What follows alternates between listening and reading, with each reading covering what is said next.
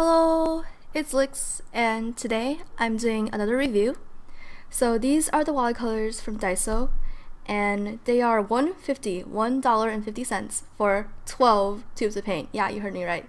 This is such a good deal that I can almost not believe it. So there's also a brush included with the watercolors, and let's just open this up and see what's inside. Okay, so first impressions. The packaging is very nice. I really like the design that they did on the cover. And then when I slide the actual watercolors out, you can see that it's arranged in a rainbow fashion, so that was very pleasing as well. And here I have my trustworthy little green scissors where I try to open it doing like a cool X on the back technique kind of thing, but it failed pretty bad and I was like, no, I can't do this cool thing on camera, so I flipped it back to the front and I just cut it where you would, like where a normal person would cut it, I guess. So these are what the watercolors look like. And I actually have another Daiso palettes for $1.50 here, so I have this habit of whenever I put in new paints into a palette, I usually line it up according to the order that I'm going to squeeze in the paints for. And I also usually like to keep my warms on one side, my cools on another side, and my browns on the very end with the blacks. So yeah, that's how I usually do things. And here you can just see me squeezing the paints actually into the palette. And very conveniently, the palette actually had 12 slots, or 12 pans or wells, I guess, for the 12 colors on the side. So I found that to be very nice. And yeah, so to squeeze in a new tube of paint, you actually have to poke the seal using the top of the cap, and then you just squeeze them in like that. Yeah. And for the last little 3 slots, I just put in the primary colors because I know I'll be needing those a lot.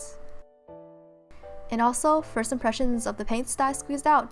They were rather watery, but I guess that's a good thing because then they won't dry out as easily. But I do know that once they do dry out, they tend to crack. So yeah, I'll be looking forward to that. Or not forward to, I'll be looking out for that. And finally, color swatches, yay! So the yellows were very bright, and the red could be a bit brighter, but I'm not complaining. But the blue, oh my gosh, the blue is so gorgeous and it's just so deep and so saturated that I'm very happy with it. The purples are okay, and the greens I wish could be just a tad bit stronger, but yeah, and the browns and blacks all look good. Actually, the black was very black, so you'll see that when I do like a close-up shot of all of the colors. Here it is. And yeah. So because the blue was such a strong and like just gorgeous blue, I decided that I would do the sketch in blue and also have the character's hair be blue, so I can really utilize that blue to its full potential. And yes, if you guys can tell that I'm actually able to fit the sketching process in this time, so yes, so proud. I'm so proud of myself for not making it super long this time. And actually, I think the sketch only took 9 minutes, and I think that is a new record in my book because I do not recall sketches being that quick. And yeah, so basically I'm just sketching a girl with curly blue hair and some flowers at the bottom so that I can incorporate some other colors into this drawing so I can demonstrate more of the colors. And yeah. So wow, that was really a short sketching process, and now we are finally onto the watercoloring part. I actually decided to use the brush, the little brush that came along with the watercolors in the beginning of the video. Oh, and here I am mixing the skin tones because I don't have a skin tone, and oh boy, it's such a nightmare because I'm so bad at mixing skin tones since I never really do it that much anymore. But basically skin tones are just whites added to orange, red, or yellow, and that's like for the general skin tones that I use. So yeah, I must say so though, I'm actually not that impressed with the brush that the set came with, just because the fibers at the end were a little bit too long, and that made it really hard to get precise strokes. So later on, I'll actually swap that out for another Daiso brush for in the pack that you can get for $1.50. It's a pack of 5, and it has a variety of sizes. And now I am starting to color the hair, and oh my gosh, would you guys look at that blue? It's so pretty. It's like legit one of the prettiest blues I've seen, like in my sheet watercolor sets.